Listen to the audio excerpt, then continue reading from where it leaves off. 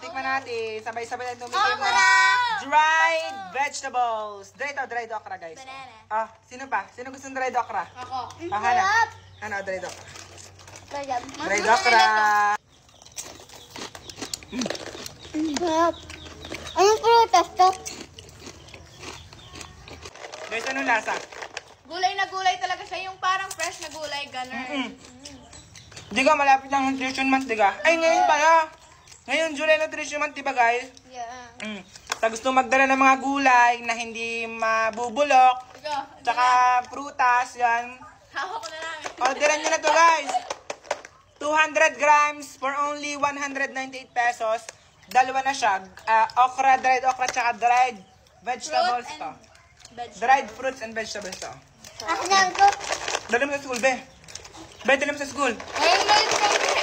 Minsan mo, nag-aagawan na naman sila. Nasa yellow basket ko lang. Check out na!